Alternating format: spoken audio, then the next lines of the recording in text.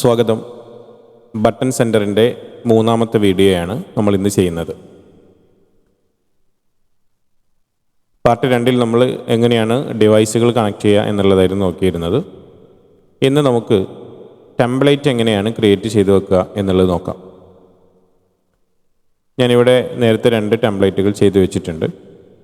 ഇതേ രീതിയിൽ നമുക്ക് ഇനിയും ടെംപ്ലേറ്റുകൾ എത്ര വേണമെങ്കിലും ഇതിൽ ക്രിയേറ്റ് ചെയ്ത് വെക്കാൻ പറ്റും. ആഡ് ടെംപ്ലേറ്റ് എന്നുള്ള ഭാഗത്ത് പോവാം. ഇവിടെ നമുക്ക് ആ ടെംപ്ലേറ്റിന് ആവശ്യമായിട്ടുള്ള നെയിം സെറ്റ് ചെയ്ത് കൊടുക്കാം.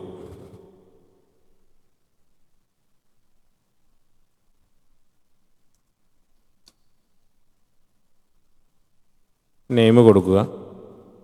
അതിന് ശേഷം ഏത് രീതിയിലുള്ള മെസ്സേജാണ് വേണ്ടത് എന്നുള്ളത് ഫിക്സ് ചെയ്ത് കൊടുക്കുക. ടെക്സ്റ്റ് ഉണ്ട്, ടെക്സ്റ്റ് വിത്ത് മീഡിയയുണ്ട്, ബട്ടണുണ്ട്, ബട്ടൺ വിത്ത് മീഡിയ അടക്കമുള്ള കാര്യങ്ങളൊക്കെ ഇതിലുണ്ട്.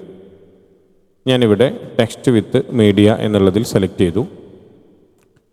മെസ്സേജുകളിൽ നമുക്ക് വേണമെങ്കിൽ വേരിയബിൾ സെറ്റ് ചെയ്തുകൊണ്ട് ആ മെസ്സേജുകൾ അയക്കാനുള്ള സംവിധാനം ഈ സോഫ്റ്റ്വെയറിലുണ്ട്. അത് മെസ്സേജ് വിടുന്ന സമയത്ത് നമുക്കതിനെക്കുറിച്ച് പരിചയപ്പെടാം. അതുപോലെ തന്നെ ഇമോജികളും കാര്യങ്ങളൊക്കെ ആഡ് ചെയ്യാനുള്ള ഓപ്ഷൻ നമുക്കിതിൽ അവൈലബിൾ ആണ്. പിന്നെ ബോൾഡ് ചെയ്യാൻ, ഇറ്റാലിക് ചെയ്യാനും അതുപോലെ തന്നെ ക്രോസ് ചെയ്യാനും മോണോസ്പേസിലുള്ള ആ രീതിയിലുള്ള ഫോണ്ടും കാര്യങ്ങളൊക്കെ സെറ്റ് ചെയ്യാനുള്ള ഓപ്ഷനുകളൊക്കെ ഇതിലുണ്ട്. ഓക്കെ, ഞാനിവിടെ അപ്ലോഡ് ഫയൽ എന്നുള്ള ഭാഗത്ത് വരുന്നു. അതിന് ശേഷം നമുക്ക് കൊടുക്കാനുള്ള പോസ്റ്റർ നമ്മൾ സെലക്ട് ചെയ്ത് കൊടുക്കുക.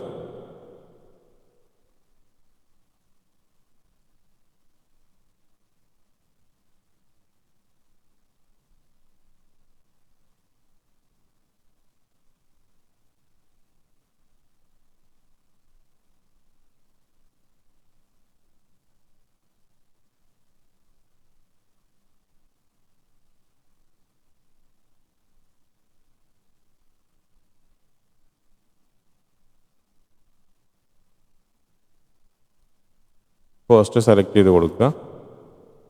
അതിന് ശേഷം നമുക്ക് അതിലേക്ക് കൊടുക്കാനുള്ള ടെക്സ്റ്റ് നമ്മുടെ കയ്യിലുണ്ടെങ്കിൽ നമുക്ക് ഇത് 2 രീതിയിൽ ടെക്സ്റ്റ് കൊടുക്കാൻ പറ്റും. ഇവിടെ മെസ്സേജ് എന്നുള്ളൊരു ഓപ്ഷൻ ഉണ്ട്. ഈ മെസ്സേജ് എന്നുള്ള ഓപ്ഷനിൽ നമ്മൾ ടെക്സ്റ്റ് കൊടുത്താൽ ആദ്യം ഇമേജ് സെൻഡ് ആവുകയും രണ്ടാമതൊരു മെസ്സേജ് ആയിട്ടായിരിക്കും നമ്മൾ കൊടുക്കുന്ന ടെക്സ്റ്റ് പോവുക. ഇമേജോട് കൂടെ അറ്റാച്ച് ചെയ്തുകൊണ്ട് ക്യാപ്ഷനായിട്ട് പോകണം എന്നുണ്ടെങ്കിൽ നമ്മൾ അപ്ലോഡ് ചെയ്ത് വെച്ചിട്ടുള്ള ഇമേജിൻ്റെ തൊട്ട് മുകളിലായിട്ട് ക്ലിക്ക് ചെയ്താൽ വീണ്ടും ഒരു വിൻഡോ ഓപ്പൺ ആയിട്ട് വരും. മീഡിയ ക്യാപ്ഷൻ എന്ന പേരിൽ വരുന്ന ഈ ഒരു ഭാഗത്താണ് നമ്മൾ ഇതുമായി ബന്ധപ്പെട്ടിട്ടുള്ള ടെക്സ്റ്റ് ഫയലുകൾ നമ്മൾ കൊടുക്കേണ്ടത്.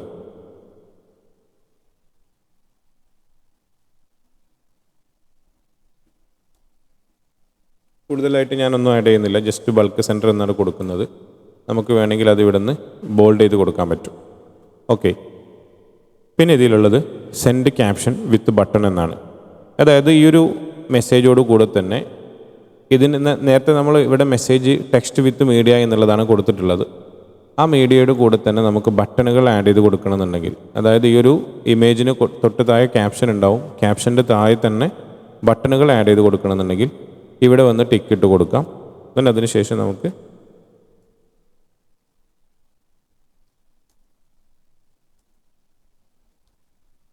ഓപ്ഷൻ കൊടുക്കാം. ഇതിൽ 4 ഓപ്ഷനുകളാണ്. ബട്ടണിൽ പ്രധാനമായിട്ടും 4 ഓപ്ഷനുകളാണ് ഉണ്ടാവുക. ഒന്ന് ക്വിക്ക് റിപ്ലൈ ബട്ടണാണ്. എങ്ങനെയാണ് അത് വർക്ക് ചെയ്യുക എന്നുള്ളത് നമുക്ക് കാണാം. ഞാനിവിടെ ക്വിക്ക് റിപ്ലൈ ബട്ടണിൽ പേയ്മെൻറ്റ് ഡീറ്റെയിൽസ് എന്നുള്ളതിൽ സെറ്റ് ചെയ്ത് കൊടുത്തിട്ടുണ്ട്.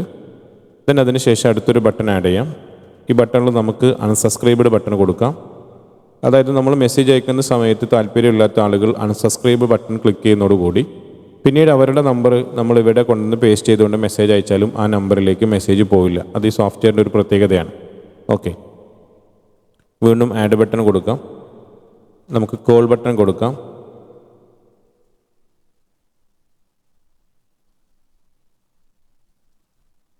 ഇനി നമുക്ക് വെബ്സൈറ്റോ അതല്ലെങ്കിൽ വേറെ എന്തെങ്കിലും ഉണ്ടെങ്കിൽ വെബ്സൈറ്റ് ഉണ്ടെങ്കിൽ വെബ്സൈറ്റൊക്കെ ഇവിടെ ആഡ് ചെയ്ത് കൊടുക്കാൻ പറ്റും.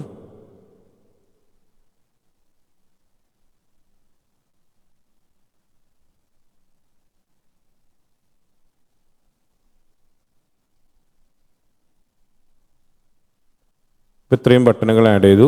ഇനി നമുക്കിത് സേവ് ചെയ്യാം. സേവ് ചെയ്തതിന് ശേഷം ക്രിയേറ്റ് ചെയ്യാം.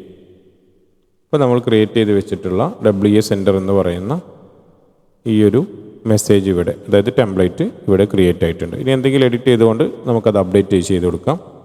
ഓക്കെ, അപ്പോൾ ഇങ്ങനെയാണ് ടെംപ്ലേറ്റുകൾ ക്രിയേറ്റ് ചെയ്ത് വെക്കുന്നത്. ഓക്കെ, ഇനി എങ്ങനെയാണ് മെസ്സേജ് വിടുക എന്നുള്ളത് അടുത്ത വീഡിയോയിൽ നമുക്ക് നോക്കാം.